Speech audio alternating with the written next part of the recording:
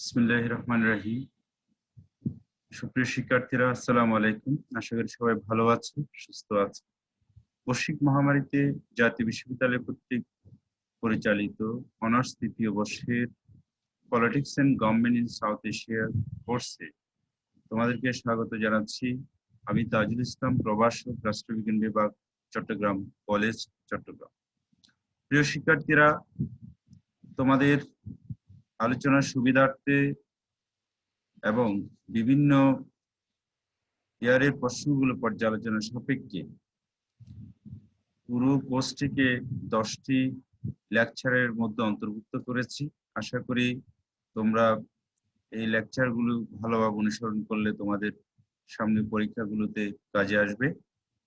তাহলে কথা না বাড়িয়ে আমাদের মূল আলোচনায় চলে যাই।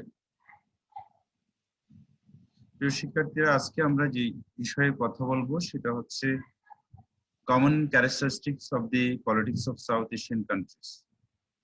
দক্ষিণ এশিয়ার রাষ্ট্রগুলোর রাজনীতির যে সাধারণ বৈশিষ্ট্য সে সম্পর্কে আমাদের মূল ফোকাস থাকবে, মূল আলোচনা থাকবে। তাহলে সামনের দিকে এগুই।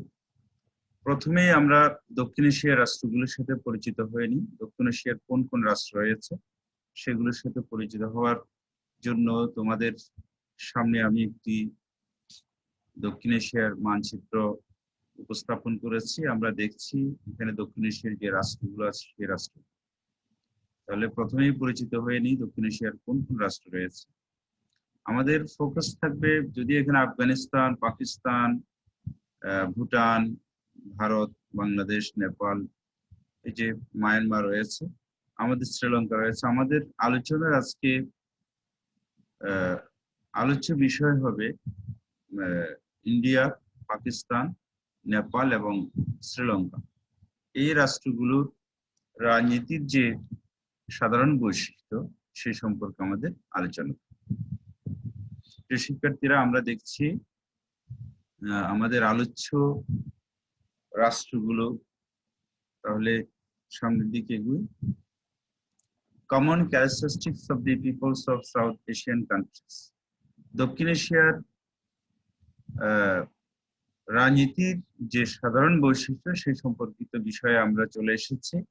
আমরা যে সাধারণ বৈশিষ্ট্যগুলো সচরাচর দক্ষিণ এশিয়ার রাজনীতির মধ্যে রয়েছে সেগুলো নিয়ে আমরা আলোচনা যেহেতু করব, এবং কিছু মেজর ফিচার, একেবারে গুরুত্বপূর্ণ কিছু বৈশিষ্ট্য তোমাদের সামনে আমি একটা গ্লান্স উপস্থাপন করেছি।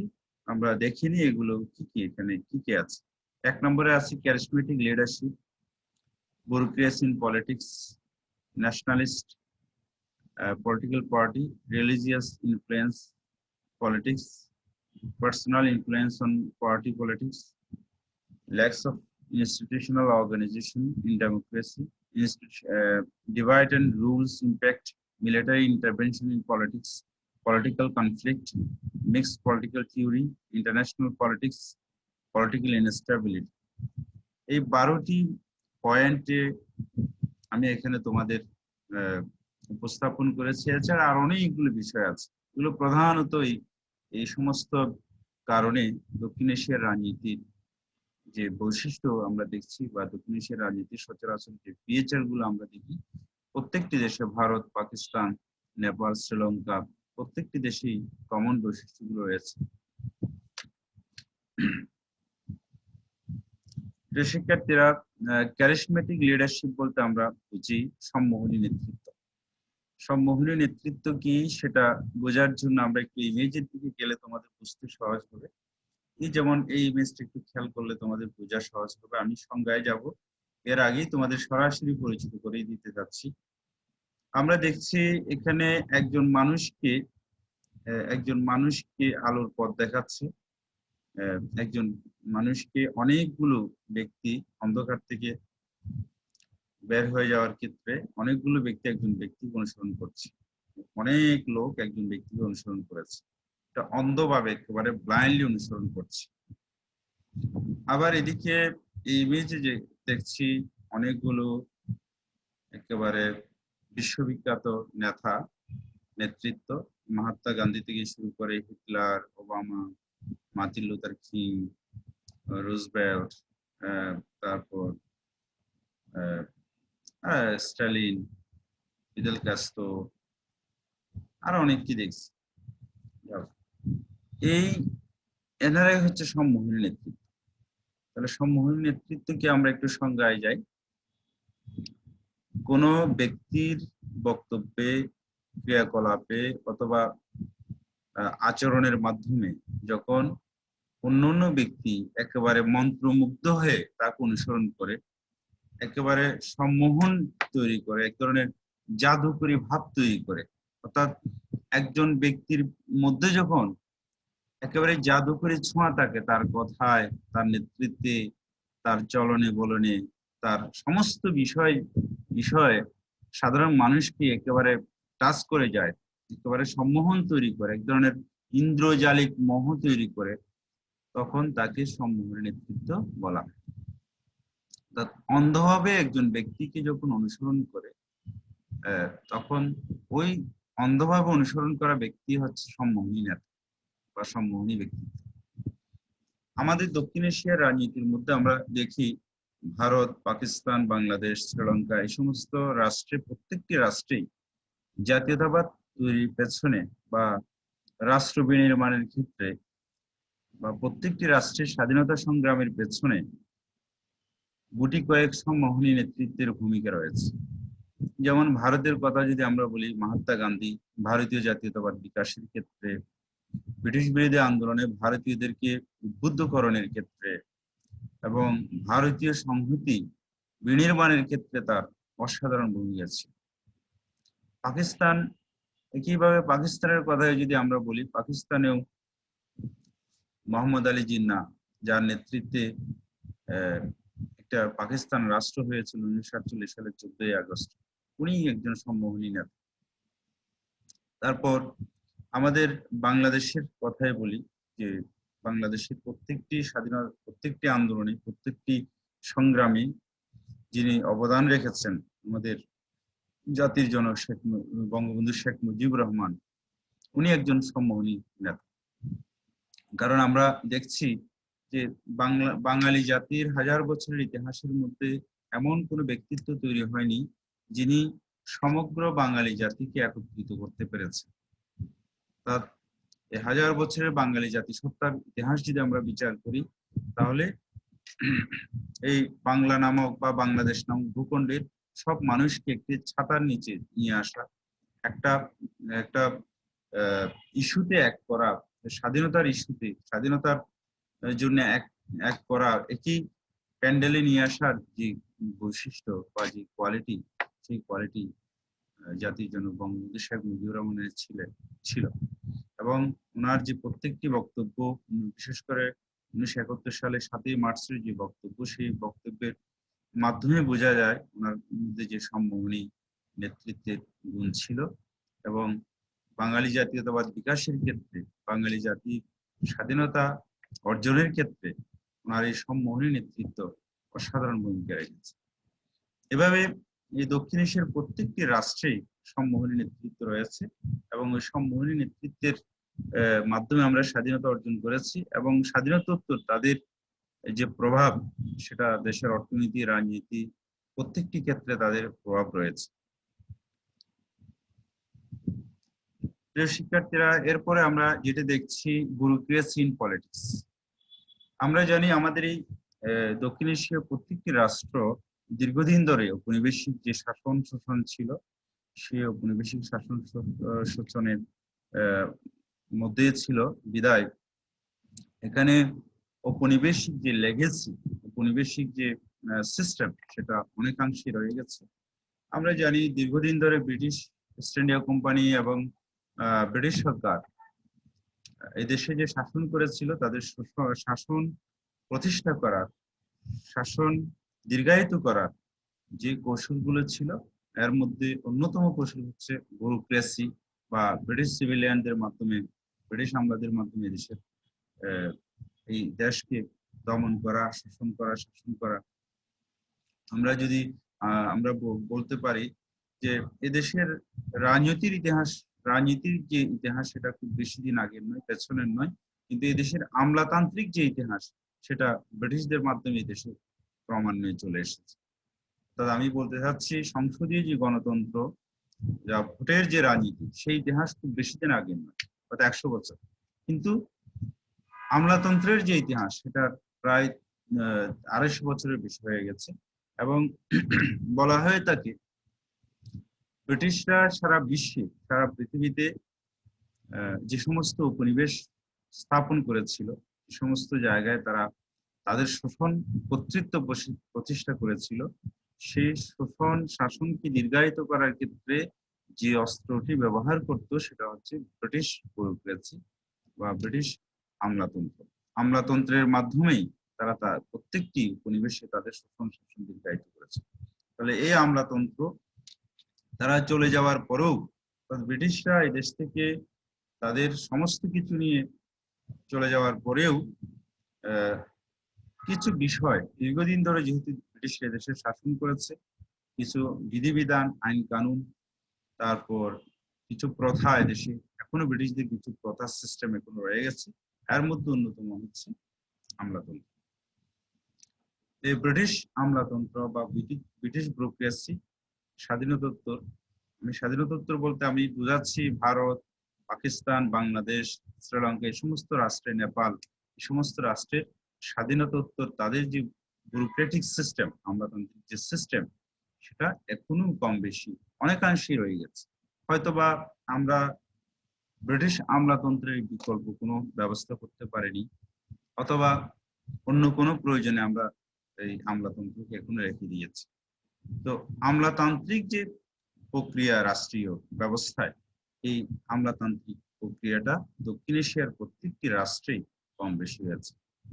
ব্রিটিশ আমলাতন্ত্রের যে লেগেসি সেটা দক্ষিণ এশিয়ার প্রত্যেকটি রাষ্ট্রেই রয়েছে। শিক্ষার্থীরা, আমরা এখানে দেখছি আমলাতন্ত্র আসলে কি সে সম্পর্কে তোমাদের আর অন্য কোর্সে আলোচনায় আছে। তারপর আমি তোমাদেরকে একটু করে বুঝিয়ে দিচ্ছি ইমেজের মাধ্যমে। এখানে এর মধ্যে দেখছি ask there, go there, no in fact go there, try again there. অর্থাৎ এখানে জিজ্ঞেস করো, ওখানে যাও, আবার ওখানে জিজ্ঞেস করো, আবার চেষ্টা করো। এর মাধ্যমে আমরা বুঝছি আমলাতন্ত্রের যে অতিমাত্রায় দীর্ঘসূত্রিতা। যে কোনো বিষয়ে আমলাতান্ত্রিক যে প্রক্রিয়া, সেই প্রক্রিয়া অনুসরণ করতে গেলে ওখানে দীর্ঘসূত্রিতা থাকতে অনেক সময়ের ব্যাপার। ওখানে যাও, এখানে যাও, এটা করো, সেটা করো, অনেক ফর্মালিটিস মেনটেন করতে হবে। যার কারণে যে রাষ্ট্রের যে গুরুত্বপূর্ণ পলিসিগুলো বা নীতি নির্ধারণী বিষয়গুলো, সেগুলো এই দীর্ঘসূত্রিতার কারণে, অতি আনুষ্ঠানিকতার কারণে গুরুত্ব হারায় বা অনেক সময় সিস্টেম লস হয়ে যায়। আমলাতন্ত্রের অন্যতম যে বৈশিষ্ট্যটা আমরা দেখছি সেটা হচ্ছে অতি আনুষ্ঠানিকতা। তারপরে যে বিষয়টি এদিকে যেটা দেখছি সেটা হচ্ছে অনেকগুলো ফাইল স্তূপ হয়ে গেছে। এই অনেকগুলো ফাইল স্তূপ হয়েছে, অর্থাৎ এই অতি আনুষ্ঠানিকতার কারণে দেখা যায় কাজের পাহাড় হয়ে যায়, কিন্তু আনুষ্ঠানিকতা শেষ হয় না। তো এই প্রক্রিয়াটা আমাদের দক্ষিণ এশীয় যে রাষ্ট্রগুলো আছে, প্রত্যেকটি রাষ্ট্রেই এই প্রক্রিয়া আমরা অনুসরণ করে আমলাতান্ত্রিক প্রক্রিয়া, এবং রাজনীতিতেও এই প্রক্রিয়ার কম বেশি বলতে গেলে অনেকাংশে একটা ছাপ রয়েছে, একটা প্রভাব রয়েছে। তারপরে যে বিষয়টি দক্ষিণ এশীয় রাজনীতির সাধারণ বৈশিষ্ট্যের মধ্যে রয়েছে সেটা হচ্ছে ন্যাশনালিস্ট পলিটিক্যাল পার্টি, অর্থাৎ প্রত্যেকটি রাষ্ট্রে জাতীয়তাবাদী রাজনৈতিক দল রয়েছে। উদাহরণ হিসেবে আমরা বলতে পারি যেমন বাংলাদেশে যে রাজনৈতিক দলগুলো আছে, প্রত্যেকটি রাজনৈতিক দলের উদ্দেশ্য এবং মটো হচ্ছে বাঙালি জাতীয়তাবাদ বা বাংলাদেশের জাতীয়তাবাদকে বিকাশ করা, বাংলাদেশের সত্যকে সমুন্নত রাখা। তারপর একইভাবে বললে ভারতে যে রাজনৈতিক দলগুলো আছে, বিজেপি, ভারতীয় জাতীয় কংগ্রেস, অন্যান্য যে দলগুলো আছে, প্রত্যেকটি রাষ্ট্রের মটো হচ্ছে ভারতীয় জাতীয়তাবাদকে গুরুত্ব দেওয়া, ভারতীয় জাতীয়তাবাদের মাধ্যমে রাজনীতি করা। তো যেমন ভারতীয় জাতীয় কংগ্রেস, যেটা 1885 সালে হয়েছিল, সেটা সমগ্র ভারতের মানুষের জন্য একটা অসাম্প্রদায়িক দল হিসেবে তৈরি হলেও খুব কম সময়ের মধ্যে আমরা দেখি যে এর মধ্যে একটা সাম্প্রদায়িক যে স্বার্থ, সেটা সাম্প্রদায়িক স্বার্থটাকে তারা গুরুত্ব দেয়, অর্থাৎ হিন্দুদের স্বার্থকে গুরুত্ব দিয়েছে। ফলশ্রুতিতে 1906 সালে আরেকটি ভারতীয় উপমহাদেশে আরেকটি রাজনৈতিক দলের বিকাশ হয়, সেটাও আমরা জানি, মুসলিম লীগ। তারপর আবার মুসলিম লীগ দেখা গিয়েছে একটা সময় শুধু পাকিস্তানের স্বার্থকে গুরুত্ব দিচ্ছে, পশ্চিম পাকিস্তানের স্বার্থকে গুরুত্ব দিচ্ছে। তখন 1949 সালে আওয়ামী লীগ প্রতিষ্ঠা হয়েছে, বাংলাদেশের বা তদানীন্তন পূর্ব পাকিস্তানের জনগণের স্বার্থকে গুরুত্ব দেওয়ার জন্য। আমি পিছনে গেলাম এই জন্য, প্রত্যেকটি রাজনৈতিক দলের উদ্দেশ্য হচ্ছে সেই সব দেশের মানুষের জাতীয় স্বার্থকে গুরুত্ব দেওয়া, জাতীয়তাবাদকে গুরুত্ব দেওয়া, এবং এই দক্ষিণ এশীয় রাজনীতির কমন যে বৈশিষ্ট্যটা আমরা দেখি, সেটা হচ্ছে ন্যাশনালিস্ট পলিটিক্যাল পার্টি, জাতীয়তাবাদী রাজনৈতিক দল।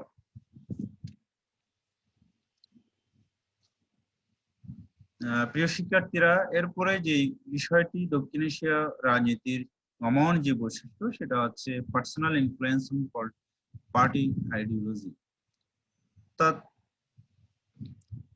দলের উপর ব্যক্তির যে প্রভাব, সেই প্রভাবটা দক্ষিণ এশিয়া রাজনীতির মধ্যে একেবারেই প্রত্যেকটি রাষ্ট্রেই রয়েছে। দলের মধ্যে ব্যক্তির প্রভাব, আমরা একজনের ছবি দেখছি, আমরা সবাই এই ব্যক্তিকে চিনি, উনি হচ্ছেন ভারতীয় জাতির জনক মহাত্মা গান্ধী। তারপর এই ভারতীয় রাজনীতিতে বা ভারতীয় যে দলীয় রাজনীতি, এই দলীয় রাজনীতিতে এই ব্যক্তির প্রভাব একেবারেই অনেকাংশেই বিদ্যমান। যেমন যে কংগ্রেস থেকে শুরু করে এই যে ইন্দিরা গান্ধী বা সোনিয়া গান্ধী, তারা এই গান্ধী লেগেসিকে অনুসরণ করে আসছে। আবার যদি পাকিস্তানের রাজনীতির কথা বলি, তাহলে মুসলিম লীগ বা মোহাম্মদ আলী জিন্নাহ যে রাজনৈতিক দলের মাধ্যমে পাকিস্তানকে স্বাধীন করেছিল, সেই মোহাম্মদ আলী জিন্নাহর প্রভাব প্রচ্ছন্নভাবে বা প্রত্যক্ষভাবে রয়েছে। আবার আমাদের বাংলাদেশের কথা বললে, আমাদের বাংলাদেশে রাজনীতিতে বঙ্গবন্ধুর যে অবদান এবং বঙ্গবন্ধুর রাজনীতির যে দিক নির্দেশনা এবং তার অনুসরণে, তার অনুকরণে, তার আদর্শকে প্রতিষ্ঠা করার জন্য আমরা এখন আমাদের দেশের রাজনীতি এখন ওভাবে আবর্তিত হচ্ছে, পরিচালিত হচ্ছে। বাংলাদেশ আওয়ামী লীগের রাজনীতি মানে হচ্ছে বঙ্গবন্ধুর দর্শনের রাজনীতি। তো এই যে প্রত্যেকটি রাষ্ট্রে পার্সোনাল ইনফ্লুয়েন্স অন পলিটিক্স, ব্যক্তির যে প্রভাব, সেটা প্রত্যেকটি রাষ্ট্রের মধ্যে রয়েছে। এখন অন্যভাবে যদি আমরা উপস্থাপন করি যে প্রত্যেকটি দল সবার জন্য না হয়ে ব্যক্তি বিশেষকে গুরুত্ব দিচ্ছে, বা ব্যক্তির কথাকে, কোনো ব্যক্তির কথাকে গুরুত্ব দিচ্ছে। যেমন ভারতে কংগ্রেসের ডিসিশন মেকিং এর ক্ষেত্রে গান্ধী পরিবার বা সোনিয়া গান্ধী, ইন্দিরা গান্ধী, রাহুল গান্ধী, এদের যে প্রভাব রয়ে যাচ্ছে। আবার বিজেপিতে দেখা যাচ্ছে তোমার মোদি এবং তার অমিত শাহ, তাদের প্রভাব রয়ে গেছে, অন্যদের প্রভাব কম। আবার পাকিস্তানের রাজনীতিতে মুসলিম লীগে যদি দেখি, তাহলে নওয়াজ শরীফ পরিবারের যে একটা প্রভাব, সেটা আমরা সবসময় দেখছি। তাহলে এই যে ব্যক্তির প্রভাবটা দলে গিয়ে পড়া, দলের জায়গায় থাকবে, ব্যক্তির জায়গায় থাকবে। দল হচ্ছে সামগ্রিক বিষয়, দেশের সার্বিক বিষয় নিয়ে দেখবে এবং সব মানুষকে ইকুয়ালি দেখবে, সব নেতা কর্মীর তাদের যোগ্যতা অনুযায়ী, তাদের ব্যক্তিত্ব অনুযায়ী, তাদের গুণাবলী অনুযায়ী তারা পদ পদবি পাবে, এমনটাই হওয়ার কথা। কিন্তু তাই হচ্ছে কি, কোন একটা পরিবার থেকে যারা আসছে, তারাই বিভিন্ন জায়গায় সুযোগ সুবিধাগুলো পাচ্ছে, দলীয় পদগুলো তারাই দখল করে রাখছে। এই যে personal influence on party politics, তার ব্যক্তির যে প্রভাব, সেটা দলের মধ্যে গিয়ে পড়ছে। এই প্রক্রিয়াটা দক্ষিণ এশিয়ার প্রত্যেকটি রাষ্ট্রে আমরা দেখি।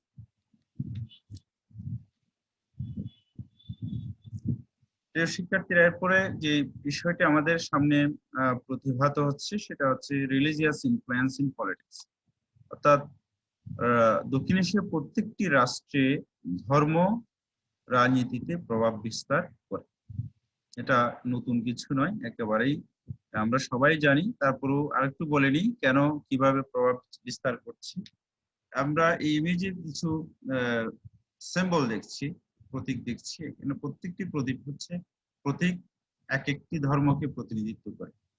এই চাঁদ তারা হচ্ছে ইসলাম ধর্মের প্রতিনিধিত্ব করে। আবার এদিকে এই ক্রুশ চিহ্নটা খ্রিস্টান ধর্মের প্রতিনিধিত্ব করে। আবার এটা সনাতন ধর্মাবলম্বীদের প্রতিনিধিত্ব করে। এবং অন্যান্য যে ইয়াগুলো আছে এটা সনাতন ধর্মাবলম্বীদের প্রতিনিধিত্ব করে। অন্যান্য এটা হয়তো অন্য একটি ধর্মের প্রতিনিধিত্ব করে। এভাবেই প্রত্যেকটি দক্ষিণ এশীয় রাজনীতিতে প্রত্যেকটি ক্ষেত্রে ধর্মের একটা প্রভাব রয়ে গেছে। যদিও আমরা আমাদের বাংলাদেশ 1971 সালে মহান মুক্তিযুদ্ধের মাধ্যমে আমরা স্বাধীনতা অর্জন করেছি, এবং পরবর্তীতে যে সংবিধান রচিত হয়েছে সেই সংবিধানে ধর্মনিরপেক্ষ রাষ্ট্র হিসেবে আমরা একটা অনুচ্ছেদ সংযোজন করেছি। মানুষের অনুভূতিকে, মানুষের আবেগকে, মানুষের দীর্ঘদিনের যে আছে আবেদন, সেই আবেদনকে সম্মান রাখার জন্য। কিন্তু পরবর্তীতে সেই ধারাবাহিকতা আমরা রাখতে পারিনি।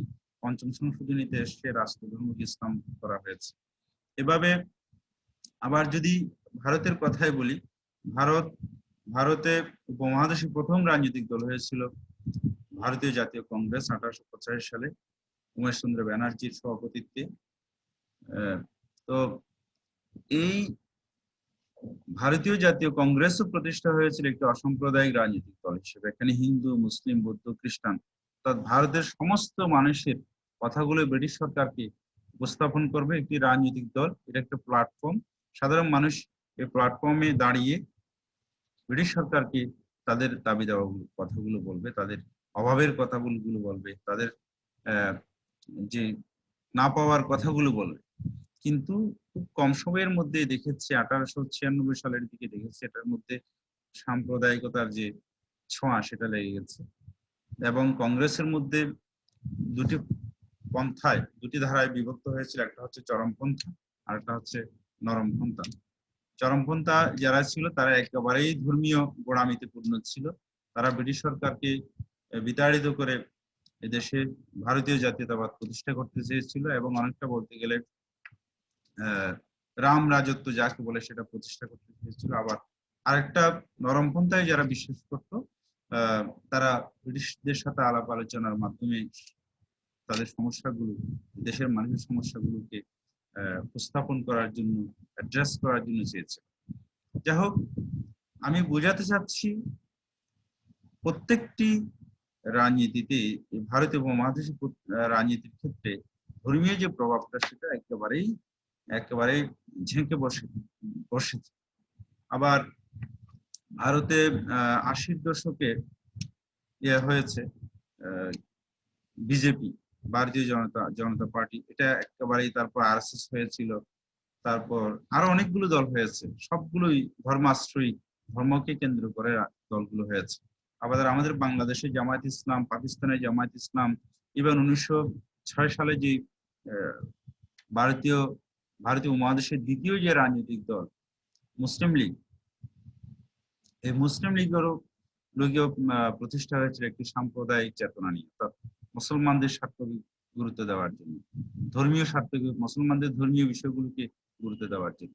আর পাকিস্তান তো বলার অপেক্ষায় রাখে না, ওখানে ধর্মীয় বিষয়টা সবসময় গুরুত্ব পায়। এবং পাকিস্তানে একটি ইসলামিক স্টেট হিসেবে, ইসলামিক প্রজাতন্ত্র হিসেবে, রিপাবলিক অফ ইসলামিক রিপাবলিক হিসেবে আমরা জানি পাকিস্তান রাষ্ট্রকে। তার মানে ইভেন শ্রীলঙ্কা যে গণতান্ত্রিক প্যাটার্ন, ওখানেও ধর্মীয় প্রভাবটা রয়েছে।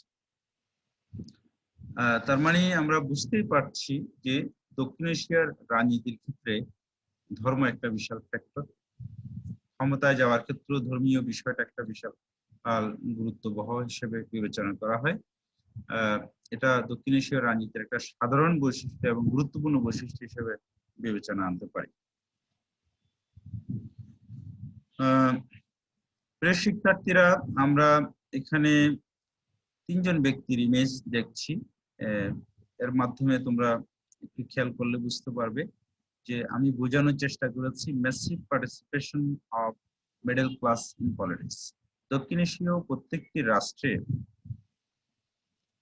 মধ্যবিত্তের যে অংশগ্রহণ সেটা চোখে পড়ার মতো, এবং যারা জাতীয়তাবাদী নেতৃত্ব ছিলেন প্রত্যেকেই মধ্যবিত্ত পরিবার থেকে আসছে। মধ্যবিত্ত দের যে তাদের মধ্যে ছিল, যেমন মোহাম্মদ আলী জিন্না, মহাত্মা গান্ধী, নেহেরু, ওনারা সবাই বলতে গেলে উচ্চ মধ্যবিত্ত ফ্যামিলির ছেলে ছিল। আবার আমাদের বাংলাদেশের কথা বললেও বঙ্গবন্ধু জাতির জনক শেখ মুজিবুর রহমান, ইনিও মধ্যবিত্ত ফ্যামিলির ছেলে ছিল। তারপর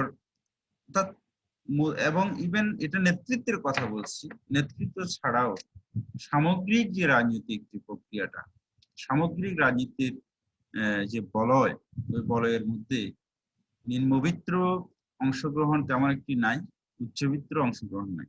এখানে মধ্যবিত্ত শ্রেণীর যে অংশগ্রহণ,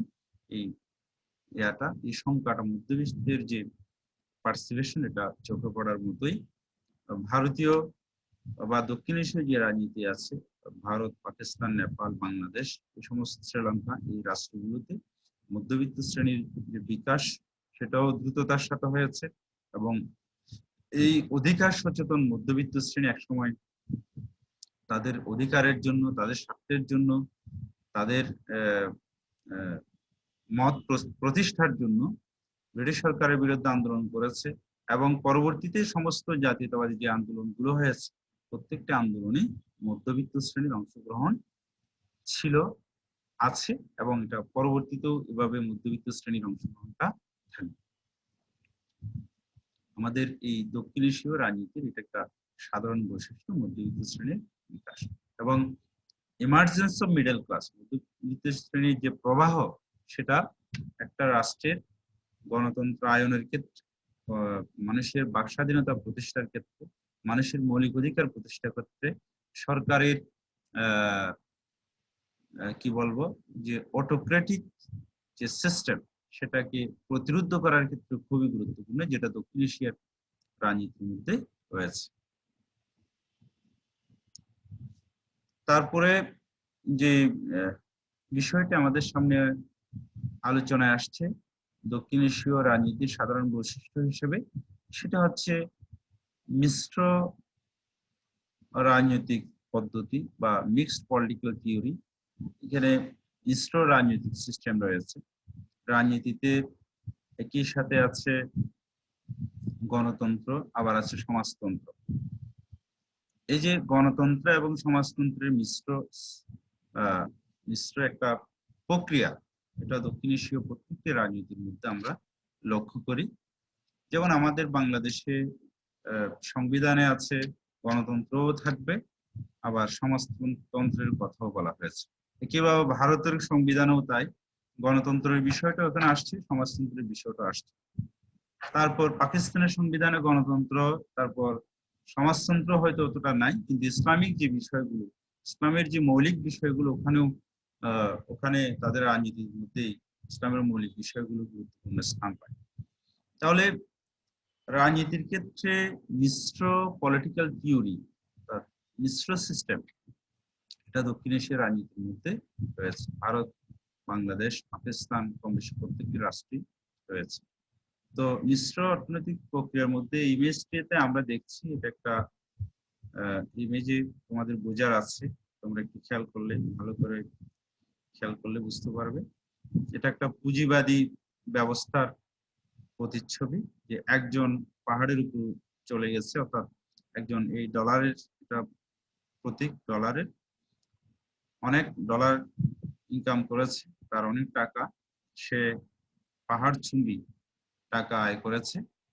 অন্য যারা ওই তাকে স্পর্শ করতে চাচ্ছে, তাদেরকে সে লাথি দিয়ে ফেলে দিচ্ছে। এটা হচ্ছে পুঁজিবাদের একেবারে কমন বৈশিষ্ট্য। পুঁজিবাদের বৈশিষ্ট্য হচ্ছে পুঁজিবাদের যে প্রক্রিয়া সেটাতে আমরা দেখি যে কোনো ভাবে পুঁজির বাহুকর গ্রুপ পুঁজির মালিক হওয়া, টাকার মালিক হওয়া এবং অন্যদেরকে এক ধরনের বঞ্চনার মাধ্যমে এবং অন্য কেউ যদি পুঁজির মালিক হয় তাকে এক ধরনের তার প্রতি প্রতিহিংসার যে ভাবটা সেটা এখানে প্রতিবাদ হচ্ছে।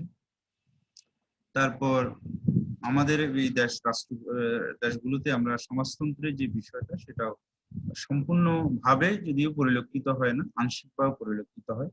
সেটা কিভাবে হচ্ছে একটু বুঝিয়ে বললে বুঝতে পারবে।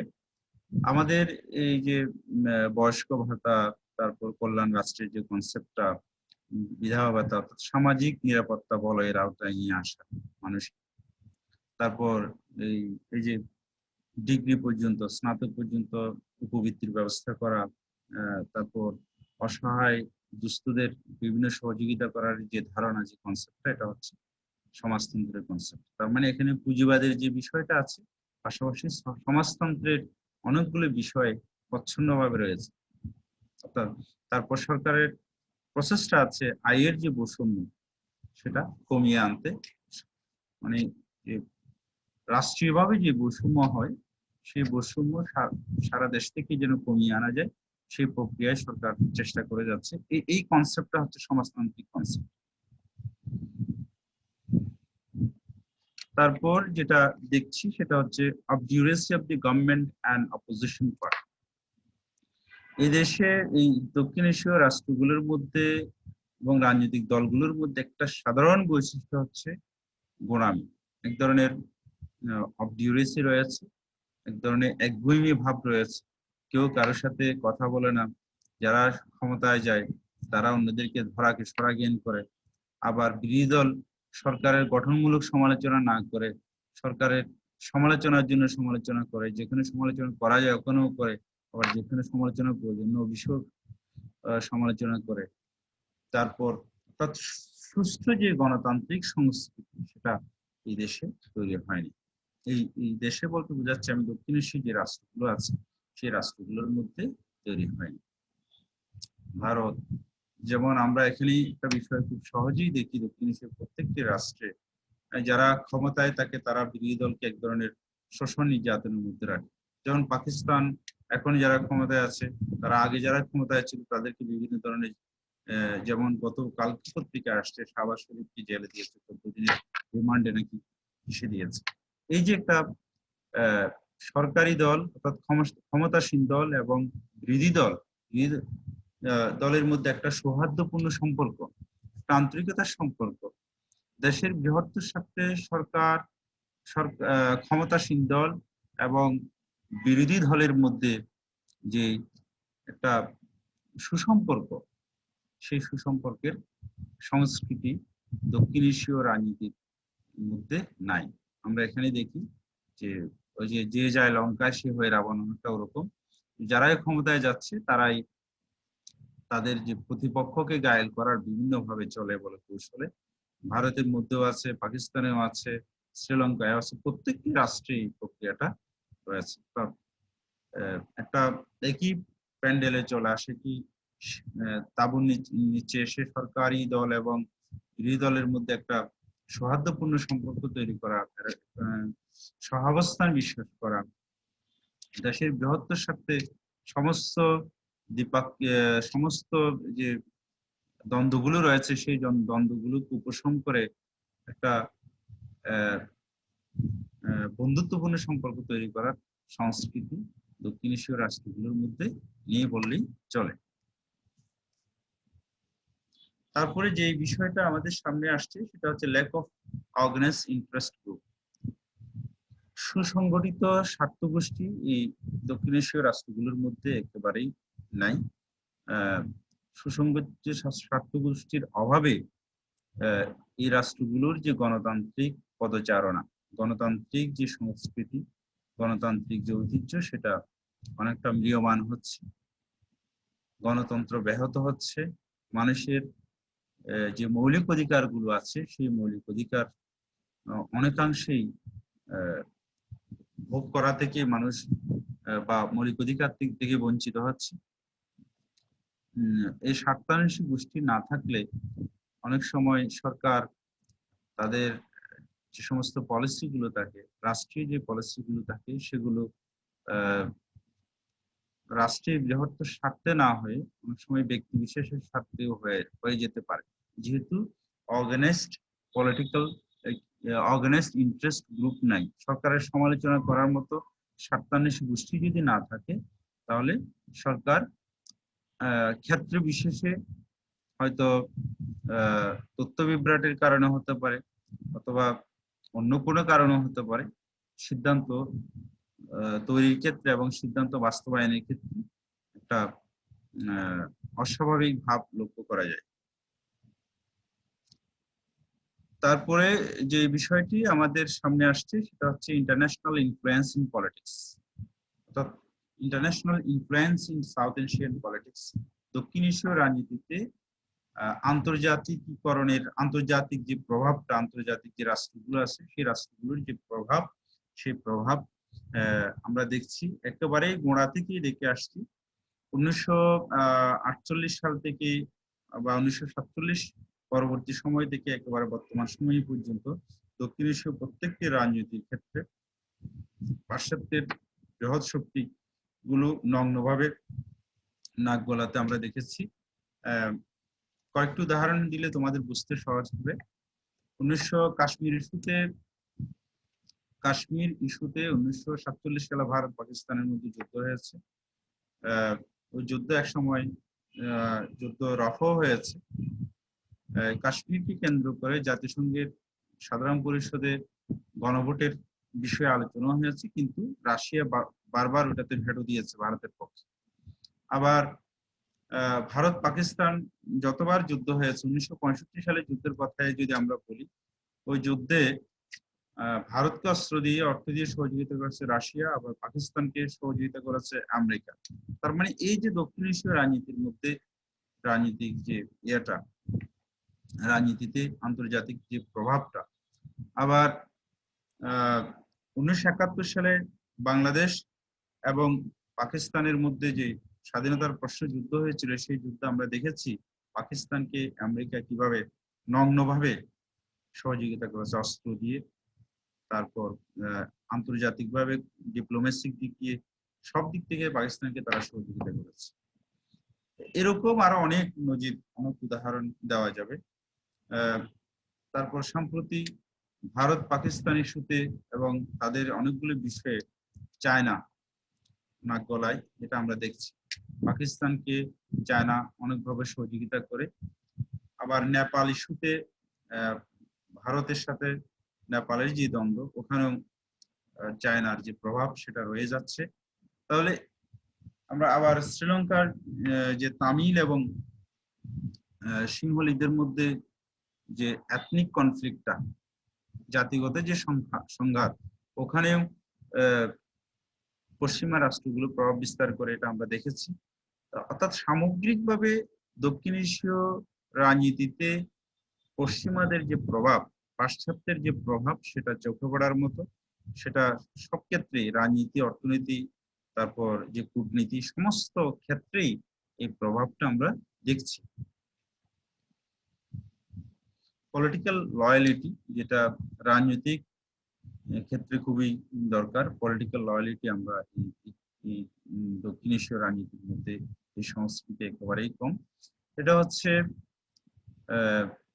যেমন, এটা একটু বুঝিয়ে বললে বুঝতে পারবে। মহাত্মা গান্ধীকে ভারতীয় জাতির জনক হিসেবে ভারতের সমস্ত রাজনৈতিক দলগুলো বলতে গেলে মেনে নিয়েছে, ভালোভাবেই মেনে নিয়েছে। কিন্তু কিন্তু আমাদের বাংলাদেশের প্রেক্ষাপটে যদি আমরা বলি, সাংবিধানিকভাবে, এবং তোমাদের বোঝার জন্য বলছি, তাহলে তোমাদের বুঝতে সহজ হবে, সাংবিধানিকভাবে এবং সব দিক থেকেই ইন্টারন্যাশনালি সমস্ত বিষয়গুলো, মুক্তিযুদ্ধের সমস্ত প্রেক্ষাপট এবং বঙ্গবন্ধুর এই বাঙালি জাতিকে, তার যে বাঙালি জাতীয়তাবাদ প্রতিষ্ঠার ক্ষেত্রে তার যে অবদান, এবং পাকিস্তানের সমস্ত শাসন শোষণের বিরুদ্ধে যে তার প্রতিবাদ, তার যে ত্যাগ, সবকিছু বিচার করলে উনি আমাদের জাতির জনক। এটা বৈশ্বিকভাবে স্বীকৃত, সাংবিধানিক ভাবে স্বীকৃত। কিন্তু আমাদের দেশে আমরা অনেকেই হয়তো ওনার বিষয়ে এখনো বিভিন্ন পলিটিক্যাল যে ইয়াগুলো আছে, রাজনৈতিক দলগুলো আছে, তারা অনেকাংশেই তারা হয়তো ভাবে মেনে নিতে পারছে না। এই যে পলিটিক্যাল লয়ালিটির বিষয়টা আমি তোমাদের বোঝার জন্য বলছি, এই রাজনৈতিক যে লয়ালিটি, এটা আমাদের দক্ষিণ এশীয় রাজনীতির মধ্যে নাই। বাংলাদেশেও আমরা দেখছি না এটা। আবার ভারতের মধ্যেও গান্ধীকে অনেকাংশে মেনে নিলেও নেহেরুকে মেনে নেই। অথচ ভারত প্রতিষ্ঠার ক্ষেত্রে, ভারতের স্বাধীনতা অর্জনের ক্ষেত্রে মহাত্মা গান্ধীর চেয়ে নেহেরুর ভূমিকা আরো বেশি ছিল। অনেক ক্ষেত্রে ইন্টেলেকচুয়াল জায়গা থেকে নেহেরুর ভূমিকা অনেক বেশি ছিল, কিন্তু নেহেরুকে বিজেপি ওভাবে মেনে নিতে পারেনি। এই যে পলিটিক্যাল লয়ালিটি বিষয়টা, এটা দক্ষিণ এশীয় রাজনীতির মধ্যে এভাবেই নাই, এবং আরো অনেকগুলো উদাহরণ দেওয়া যাবে। তারপরে role of intellectual in politics. দক্ষিণ এশীয় রাজনীতির মধ্যে যেহেতু এখানে আমরা একটা দীর্ঘদিনের ঔপনিবেশিক লেগেছি রয়েছে, কলোনিয়াল লেগেছি রয়েছে, সেই জায়গা থেকে ঔপনিবেশিকরা বুদ্ধিজীবীদের বা ইন্টেলেকচুয়াল শ্রেণী যারা রয়েছে তাদেরকে গুরুত্ব কম দিত।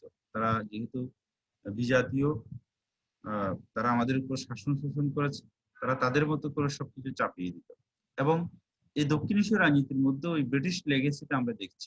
ইন্টেলেকচুয়াল সিভিল সোসাইটি থেকে গুরুত্ব দেওয়ার সংস্কৃতি নেই। বিভিন্ন পলিটিক্যাল পার্টিগুলো তাদের মতো করে বিভিন্ন এজেন্ডা বাস্তবায়ন করে, এটা সব দেশেই রয়েছে দক্ষিণ এশিয়া। তারপরে যেটা দেখছি সেটা হচ্ছে ল্যাক অফ পলিটিক্যাল কমিউনিকেশন। রাজনৈতিক যে যোগাযোগ, সেই রাজনৈতিক যোগাযোগটা নেই। প্রত্যেকটি রাষ্ট্রে তার দলের মধ্যেই স্বচ্ছতা নাই। তারপর দলের মধ্যে নেতাকর্মীদের মধ্যে ইন্টারনাল যে কমিউনিকেশন, সেটা নাই। আবার দলের সাথে সাধারণ জনগণের মধ্যে, সাধারণ যে আমজনতা, তাদের সাথে সম্পর্ক নাই। তারপর এভাবেই মন্ত্রীর সাথে, মন্ত্রণালয়ের সাথে বা ক্যাবিনেটের সাথে পার্লামেন্টের সম্পর্ক নাই। এই যে রাজনৈতিক কমিউনিকেশন যেটা, সেই কমিউনিকেশনের ঘাটতি রয়েছে দক্ষিণ এশিয়ার প্রত্যেকটি রাষ্ট্রে।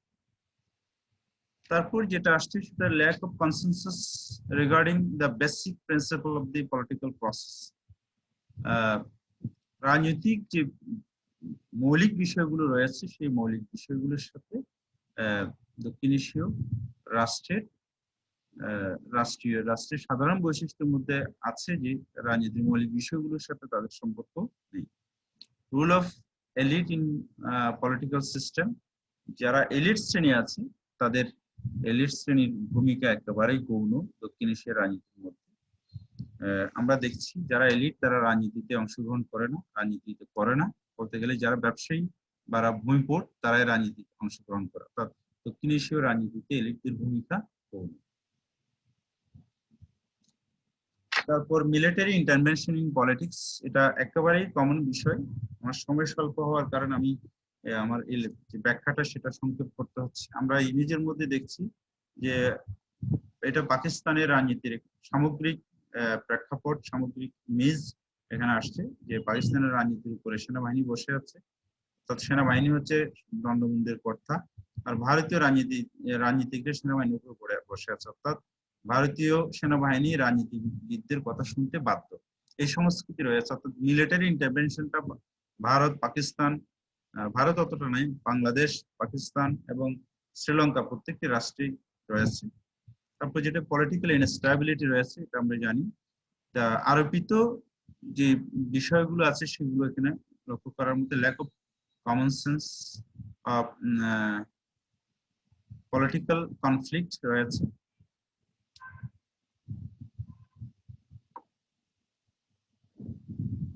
পলিটিক্যাল কনফ্লিক্ট আছে।